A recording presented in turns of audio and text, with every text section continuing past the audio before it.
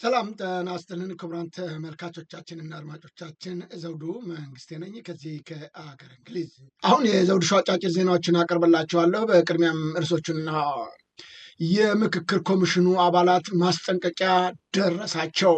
ፋኖ ታላላቅ ድሎችን ተጎናጸፈ። አውቶቡሱም በእሳት ሙሉ በሙሉ ጋየ። ህወሓት ከአጋሮች ጋም እዋጋለሁ አለ። የውጭ ጋዜጠኛው ላሊበላን ያለውን ችግር አጋለጠ። በቀይ ባህር ላይም መርከቦች ቁጥራቸው እጅግ መቀነሱም ተነገረ። አሁን ወደ ዝርዝሩ እንሄዳለን። አብራችን ቆዩ። ፋኖ ታላላቅ ኦፕሬሽኖችን ፈጸመ፣ ድልም አደረገ። በቡሬ ከተማ ጥሶ በመግባት ነው መብረቃዊ ኦፕሬሽንን እና ድል የተቀዳጀው ፋኖ የቴዎድሮስ እዝ 109ኛ ኮር 77ኛ ክፍለ ጦር ማለዳ ላይ ቡሬ ከተማ ዘልቆ በመግባት ታምራዊ ኦፕሬሽን መስራቱ ተገለጠ። በጠዋቱ ቡሬ ወረዳ ላይ በተከፈተው ጥቃትም ታዴ ሙሌ የባጉና ሊቀመንበር እና 5 ሚሊሻዎች የተገደሉ ሲሆን ከታ ሚሊሻዎችና ፖሊሶችም እየፈረጠጡ በየሙጃው ተደብቀው ማምለጣቸውን ከስፍራው የሚወጡት መረጃዎች አመላክተዋል። የተማረኩ ምርኮኞችም ኤስኬስ ዲሞፍተር መሳሪያዎችን በምርኮ ገቢ ማድረግ መቻሉንም ነው የተገለጸው። ታዴ ሙሌ ባጉና ሊቀመንበር ህዝብ ሲዘርፍ ሲረሽንና ሲያስረሽንና ንጹሐንን ሲያንገላታ የቆየ ቀንደኛ ቢሆንም በነበልባሎቹ ቡሬ ከተማ ላይ እርምጃ የተወሰደበት መሆኑ ታውቋል። በጥቁር አንበሳ ክፍለ ጦር አናብስቶች አገዛዙ አየር መቃወሚያ ከጥቅም ውጭ ተደረገ። የአማራ ፋኖ ሰሜን ምዕራብ አማራ ቀጠና በላይ ዘለቀ እዝ ዳግም ቴዎድሮስ 5ኛ ኮር አንዱ አካል የጥቁር አንበሳ ክፍለ ጦር 3ኛ ሬጅመንት ድንዛዝ ከተባለ ቦታ ያገዛዙን ሰራዊት በትላንትናው ዕለት ነው ከቀኑ 8 ሰዓት ጀምሮ በነበልባል ክንዳቸው እርምጃ ሲወስዱበት ቆይተዋል ነው ያለው። በዚህም አውደ ውጊያ የአገዛዙ ሰራዊት ዙ 23 አየር መቃወሚያን ጨምሮ ከባባድ መሳሪያዎችን መጠቀም የቻለ ቢሆንም በአርበኛ ልብ አርግ ሙላትና በክፍለ ጦሩ አመራሮች ተመርተው ጥቋቁር አናብስቶቹ በስናይፐር እና በብሬን እና በድሽቃ በጠላት ላይ ከፍተኛ እርምጃ መውሰዳቸውን ገልጠዋል። በዚህም አውደ ውጊያ የጠላት መጠቀሚያ የሆነው ዙ 23ን ከጥቅም ውጭ ሲሆን እጅግ ከፍተኛ ቁጥር ያለው የብልጽግና ሰራዊት ሲደመሰስ፣ ብዛት ያለው ደግሞ ከባድና ቀላል ቁስለኛውን ሸክፎ ወደ መጣበት ዋሻ ተመልሶ ማምለጡን ነው የአማራ ፋኖ ብሔራዊ ንቅናቄ ሰሜን አማራ ቀጠና በላይ ዘለቀ እዝ ዳግማዊ ቴዎድሮስ 5ኛ ኮር ለዘውዱ ሾው ሚዲያ በላከው መረጃ ያረጋገጠው። የጀብደኛው ምኒልክ እዝ 105ኛ ኮር ለሚ ሮቤትና ደማስቆ ከተሞችን ተቆጣጠረ። የምኒልክ እዝ 105ኛ ኮር 45ኛ መብረቅ ክፍለ ጦር ነው ለሚ ሮቢትና ደማስቆ ከተሞችን መቆጣጠሩን የገለጠው። የ45ኛ መብረቃዊ ክፍለ ጦር አካል የሆነችው የደምስስ ጎጥ ሻለቃ በትናንትናው ዕለት የመንግስት ሰራዊት መሽጉበት በነበረው ቦታ ላይ ድንገተኛ መብረቃዊ ጥቃት በመሰንዘር ነው ከተሞቹን ሊቆጣጠሩ የቻሉት። በዚህም በደረሰበት ከባድ ምት ምክንያት የመንግስት ኃይል ምሽጉን ለቆ ወደ ወግድም ከተማ ያፈገፈገ ሲሆን የለሚ ቀጠናን ሙሉ በሙሉ በቁጥጥር ስር የዋሉት የሻለቃ አባላት በርካታ የነፍስ ወከፍ መሳሪያዎችና ቁሳቁሶችን በቁጥጥር ስር መዋል መቻላቸውን የአማራ ፋኖ ብሔራዊ ንቅናቄ ቤተ አማራ ምኒልክ እዝ ሚዲያና ኮሚኒኬሽን መምሪያ ከስፍራው በላከልን መረጃ ለማወቅ ተችሏል። የብልጽግና ጦር አባላት ምሽግ እየለቀቁ ወደ ፋኖ መቀላቀላቸው ሁኔታ መጨመሩ ተገለጠ። በሸዋ ጠቅላይ ግዛት ነው አሳምነው እዝ አጼ ዘርዓ ያዕቆብ ኮር በፍቃዱ በላይ ክፍለ ጦር 2 የኮማንዶ አባላት የተቀላቀሉ ሲሆን በአሁኑ ወቅት የአገዛዙ ኃይል በከፍተኛ ውጥረት ውስጥ እንደሚገኝም ታውቋል። የክፍለ ጦሩ አመራሮች እንደገለጹት የብልጽግና ሰራዊት የመዋጋት ሞራል በከፍተኛ ደረጃ የወረደ መሆኑን ጠቅላላ አባላቱ ሙጊያ ሳይሆን የመውጫ አቀራረብ ብቻ በመፈለግ ላይ እንደሚገኙ ነው የተገለጸው።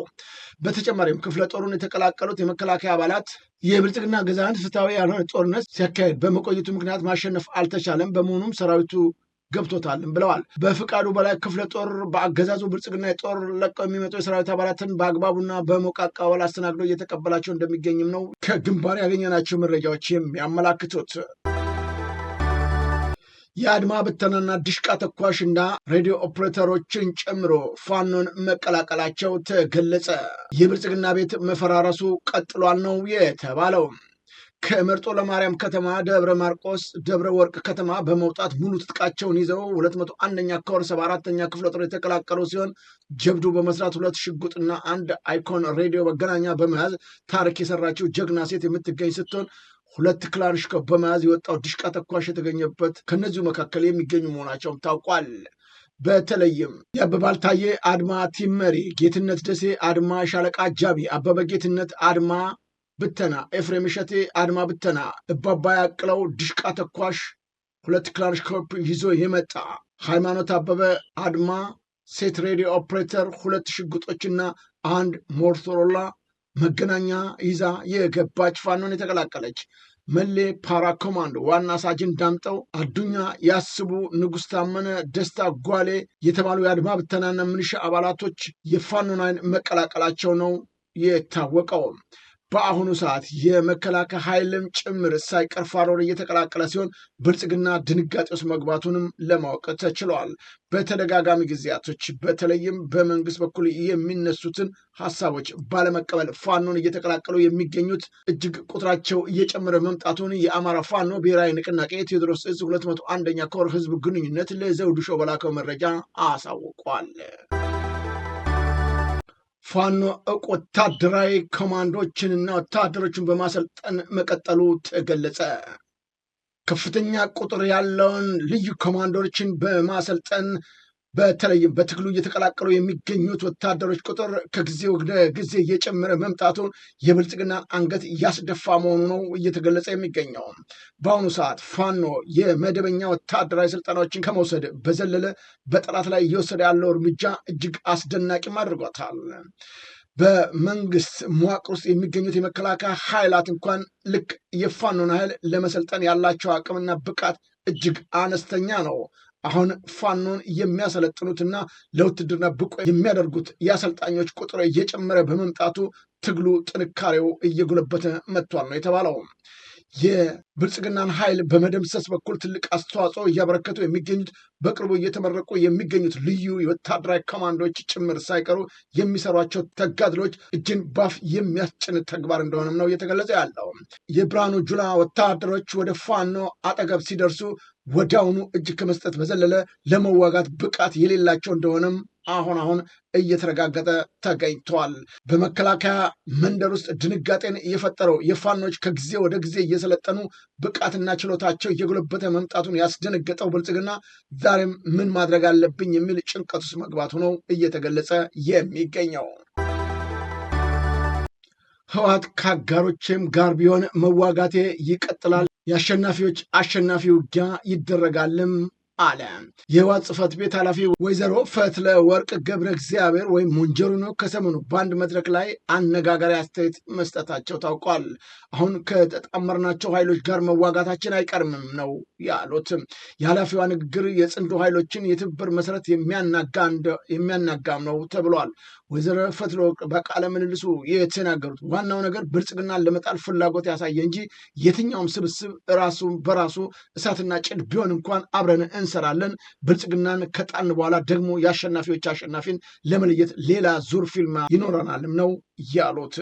ለዚህም እየተዘጋጀን ነው። ይህ በተለያየ መልክ የተጀመረውን ትብብራችንን ስናየው የተለያየ ፍላጎት ያለን ኃይሎች ሆነን ነው ትብብር እየፈጠርን ያለ ነው። በዓላማ በፕሮግራም ወደፊት በረጅም ጊዜ እቅድም ምናምን አንድ ነገር ማለት አይደለም። ትብብራችን በዛች በምታገናኘን ነገር ብቻ ነው። እኛ ከፋኖ ጋር የምንለያይበት የፖለቲካ አቋም አለን። ከሻዕቢያም ይሁን ከሌሎቹ የተለያዩ ኃይሎች የምንለይባቸው ማዕት ጉዳዮች አሉን።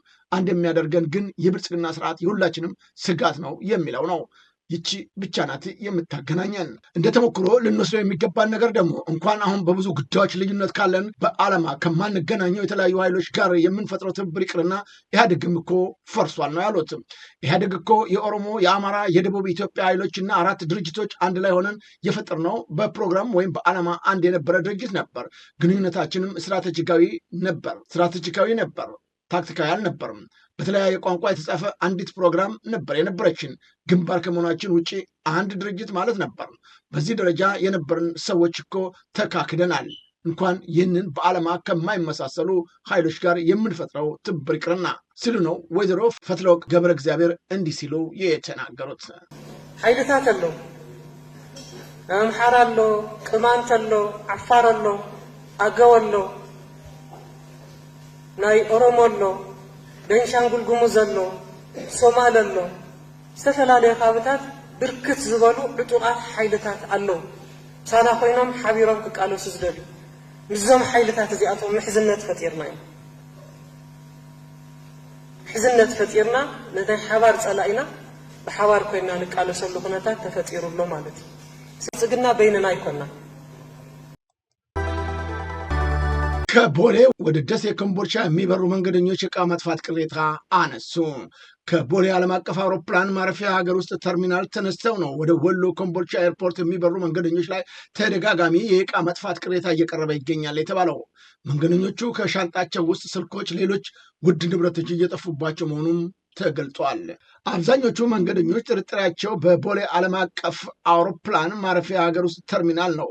ምክንያቱም የኮምቦልቻ ኤርፖርት ጥቂት በረራዎች ብቻ የሚያስተናግድ በመሆኑ ሻንጣ ከአውሮፕላን ወጥቶ እጃቸው እስኪገባ ድረስ በቅርብ የሚከታተሉ ሲሆን፣ ቦሌ ላይ ግን የሚፈጠረው መጨናነቅ ምክንያት የሻንጣ አጫጫን ሂደቱን ለመከታተል ባለመቻላቸው ነው። ስለሆነም የኢትዮጵያን አየር መንገድ ጉዳዩን በአስቸኳይ ፈትሾ አስፈላጊውን ማስተካከያ እንዲያደርግ መንገደኞቹ ጥሪ አቅርበዋል። የህዝብ ማመላለሻው አውቶቡስ ሙሉ በሙሉ በእሳት ጋየ። ከቁልቢ ወደ አዲስ አበባ ሲጓዝ የነበረ የህዝብ ማመላለሻ አውቶቡስ ነው በመተሃራ መግቢያ ላይ በእሳት ተቃጥሎ ሙሉ በሙሉ መውደሙ የተነገረው። የአደጋው መንስኤ በመንገደኞች ዕቃ ውስጥ ተጭኖ የነበረ የጋዝ ሲሊንደር ፍንዳታ ወይም በደንብ ሳይጠፋ የተጫነ ሲሊንደር ተቀጣጥሎ ሳይሆን እንዳልቀረም ተጠቅሷል። በአደጋው ወቅትም አውቶቡሱ እየተቀጣጠለ አላፊ አግዳሚ ያሳዩት ትብብር የሚደነቅ ቢሆንም አደጋው በመተሃራ መግቢያ ያጋጠመ ሲሆን በሰው ላይ የደረሰ ጉዳት የለም ሲሉ ምንጮቻችን አክለው ገልጸውልናል። ከአማራ አንድነት ስኬት በውጭ ሀገር የሚኖሩ አማራ ስብስብ ወቅታዊ ፋኖን አንድነት በተመለከተ የደስታ መግለጫ ሰጡ። በቅድሚያ የጎንደር ጠቅላይ ግዛት በላይ ዘለቀ እዝና የጎጃም ጠቅላይ ግዛት አጼ ቴዎድሮስ እዝ ሰሞኑን ያደረጉትን የውስጣዊ አንድነትና የአመራር ሽግሽግ የፈጠረብንን ደስታና ኩራት ለመግለጽ እንወዳለን። ጥር 9 ቀን 2018 ዓ.ም የተፈጠረውን የአማራ ፋኖ ብሔራዊ ንቅናቄ ምስረታን ተከትሎ የሸዋ ጠቅላይ ግዛት አሳምነው እዝ ወሎ ቤተ አማራ ጠቅላይ ግዛት አጼ ምኒልክ እዝ ወሎ ቤተ አማራ ጠቅላይ ግዛት አጼ ምኒልክ እዝ የፈጠሩትን ውስጣዊ አንድነት ስናደንቅ ቆይተን ዛሬ ይህንን ስንሰማ ደስታችን እጥፍ ድርብ ሆኗል ነው ያለው በመግለጫው።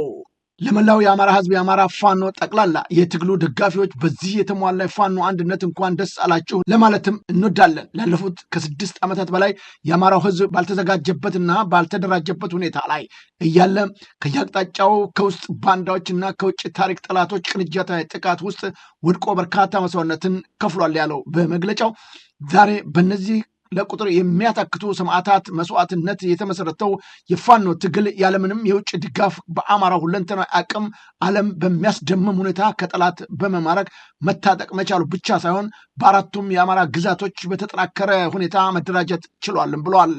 ከዚህ በተጨማሪ በቢዛሞን ወለጋ ሞት ተፈርዶበት የነበረው አማራ ራሱን ለመከላከል ያደረገው መደራጀትና የፈጠረው የተናበበ አንድነት እጅግ የሚደነቅ እንደሆነም ገልጧል። እስካሁን የትኛው ማይል ወይም አገር የአማራውን የህልውና ትግል ደግፎ የቆመ ባይኖርም የአማራው ዲያስፖራ የሚያደርገውን ድጋፍ በተጠናከረ ሁኔታ እንዲቀጥል በዲያስፖራው ያለው የአማራ ምሁራን በቅርቡ በልዑል ዶክተር አስፋወሰን አስራት ካሳ መሪነት ተቋቁሞ ትልቅ አማራዊ ሽምግልና ጥበብ ተጠቅሞ የአማራ ፋኖን ወደ አንድ እንዳመጣ ሁሉ ሌሎች ምሁራን ደግሞ ተቀናጅተው በልዩ ልዩ ድጋፎች ሙያ አስተዋጽኦ እንዲያደርጉ በዚህ አጋጣሚ ጥራችንን እናቀርባለን። እኛም በአማራ አንድነት ለስኬት ስር የተሰባሰብን አማሮች አማራውን በሚመለከቱ ጉዳዮች በትብብር አክሎም በጋራ ለመስራት ዝግጁ መሆናችንን እንገልጻለን። ድላችን በተባበረ ክንዳችን። የአማራ አንድነት ለስኬት ሐምሌ 20 2018 ዓ.ም በሚል መግለጫቸውን አውጥተዋል። የዘውዱ ሾው ሚዲያ የአማራ አንድነት ለስኬት አመራሮችን በቅርቡ ቃለ ምልልስ የሚያደርግ መሆኑን በዚሁ አጋጣሚ ለመግለጽ እንወዳለን። የምክክር ኮሚሽኑ አባላት ማስጠንቀቂያ ደረሳቸው። ኦህዴድ ብልጽግና በምክክር ኮሚሽኑ ስም የሚተራመሱ አባላቶቹን ነው ያስጠነቀቀው። ኦህዴድ ብልጽግና ፓርቲ በምክክር ጉባኤ ስለሚይዘው አቋም በዝግ ተወያይቷልም። የኦሮሞ ጥቅም ብሎ በቀይ መስመር ያስቀመጣቸውን አጀንዳዎች ብልጽግና እንደ ብልጽግና መደገፍ አለበት ያለ ሲሆን ከዚህ ያፈነገጡ አባላቶችንም በጥብቅ አስጠንቅቋቸዋል። ጉባኤው እሑድ ሐምሌ 19 2018 እረፍት ቢያደርግም ኦህዴድ መሩ ብልጽግና ፓርቲ ግን በምክክሩ እየተሳተፉ በሚገኙ አባሎቹን ሰብስቦ ነው የእርሱን አጀንዳ አስፈጻሚ ተመሳሳይ አቋም እንዲያራምዱ ጫና ሲያደርግ ሲያስጠነቅቅ መዋሉን ምንጮች ገልጠዋል። በምክክር ኮሚሽኑ አወቃቀር ውስጥ በተቃዋሚ ማሊያ እና ተጽዕኖ ፈጣሪነት ስም ኦህዴድ ብልጽግና ከፍተኛ አባሉን ማስገባቱም ታውቋል። በተለይም አንዳንድ ወገኖች ዛሬ ተስፋ ጥለንበታል በማለት በጉጉት እየጠበቁት የሚገኘው የምክክር ኮሚሽኑ በኦህዴድ ብልጽግና ተጠልፎ በቁጥጥር ስር መግባቱ እየተገለጸ ይገኛልም። አሁን ወደ ውጭ ዜናዎች እናመራለን። በቀይ ባህር ላይ የመርከቦች እንቅስቃሴ በእጅጉ መቀነሱ ተገለጸ። ሁቲዎች ከሳውዲ ጋር የተገናኙ መርከቦች ላይ የሚሰነዝሩት ጥቃት ማጠናከራቸውን ተከትሎ ነው በቀይ ባህር ላይ መርከቦች እንቅስቃሴ በእጅጉ መቀነሱ የተገለጸው። በየመን የሁቱ ንቅናቄ በሳውዲ አረቢያ የነዳጅ የመሰረተ ልማቶች ጥቃቱን በአዲስ መልክ ማጠናከሩና ከሳውዲ ጋር ግንኙነት ባላቸው መርከቦች ላይ የባህር ላይ እገዳ መጣሉንም አሳውቋል። ይህን ክስተትን በዓለም አቀፍ የኃይል አቅርቦትና በባህር ደህንነት ላይ አዲስ ስጋት መፍጠሩም ታውቋል። ሮይተርስ የመርከብ ተከታታይ መረጃዎችን ጠቅሶ እንደዘገበው ከሆነ በትላንትናው ዕለት በባቢል መንዳብ በኩል ማለፍ የቻሉት 11 የንግድ መርከቦች ብቻ እንደሆኑና ይህም በጥቂት ወራት ውስጥ ዝቅተኛ የዕለታዊ እንቅስቃሴ ቁጥር ሆኖ ተመዝግቧልም ተብሏል። ቻይና ለአርቲፊሻል ፀሐይ ፕሮጀክት የሚሆን 582 ሜትሪክ ቶን የሚመዝን ግዙፍ ማግኔት ገነባች። ቻይና በኃይል ዘርፉ አዲስ ታሪክ ለመጻፍ በሚደረገው ጥረት ለአርቲፊሻል ፀሐይ ፕሮጀክት የሚያገለግል 582 ሜትሪክ ቶን የሚመዝን ግዙፍ ማግኔት እውን አድርጋለች ነው የተባለው። ይህ እጅግ ዘመናዊ ማግኔት እንደ አውሮፓ ዘመን አቆጣጠር በ2030 ስራ ይጀምራል ተብሎ ለሚጠበቀው የኒውክሌር ውህደት ሪአክተር ዋና እና ወሳኝ አካል ሆኖ ያገለግላል ተብሏል። ፕሮጀክቱ በሙሉ አቅሙ ስራ ሲጀምር ለሰው ልጅ ፍጹም ንጹህ ከካርቦን ነጻ የሆነና ከባህላዊ ኃይል ምንጮች የተሻለ ዘላቂ ኤሌክትሪክ ኃይል በበቂ ሁኔታ ማቅረብ ትልቅ ተስፋም ሰንቋል ነው የተባለው። ተጓዡ ጋዜጠኛ በላሊበላ ያለውን ችግር አጋለጠ። የአዘርባጃን ተወላጅ ተጓዡ ጋዜጠኛ ነው። ከሰሞኑ ላሊበላ ጎብኝቶ እንደነበረ በመግለጽ ማንም ሰው እንዲታሰር አልፈልግም ያለው ጋዜጠኛው በላሊበላ እየተዘዋወረ ሲጎበኘው ከተቀመጠለት ዋጋ በላይ የጠየቁ ሰዎች ላይ ባነሳው ቅሬታ ማህበራዊ ሚዲያውን አጥለቅልቆ ሰዎችም መታሰራቸው አይዘነጋም። ነገር ግን ዳቮድ በፌስቡክ ገጹ ላይ ባጋራው መልእክት ማንም ሰው እንዲታሰር እንደማይፈልግና ችግሩ የግል ሰዎች እጅ እንደማይፈታውና የላሊበላ አስተዳደር ትልቅ ድርጅታዊ ችግር እንዳለበትም አሳስቧል።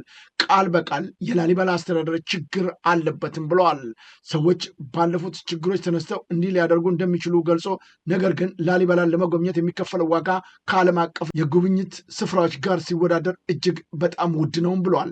ነገር ግን ከዚህ ክፍያ ጋር የሚመጣጠን የደህንነት፣ የመጸዳጃ ቤት፣ የካርታና የመሰረታዊ ልማት አገልግሎቶች የሉም ሲሉም ተችቶታል። ቱሪስቶች ሲመጡ ኪሳቸው ላይ ብቻ ከማተኮር ይልቅ የቱሪዝም ሰራተኞችን ማሰልጠንና እንግዶችንም ከጉልበተኞች መጠበቅ እንደሚያስፈልግም ነው ጋዜጠኛው ያሳሰበው። ክቡራን ተመልካቾቻችንና አድማጮቻችን ለአሁኑ ያቀረብኩላችሁ የዘውዱ ሾው አጫጭር ዜናዎች እነዚህን ይመስሉ ነበረ። በቀጣይ ዝግጅታችን እስከምንገናኝ የዘውዱ ሾው ሚዲያን ሼር፣ ላይክ እና ሰብስክራይብ በማድረግ ወዳጅ ቤተሰቦቻችን እንድትሆኑ ከወዲሁ በአክብሮት እንጋብዛለን።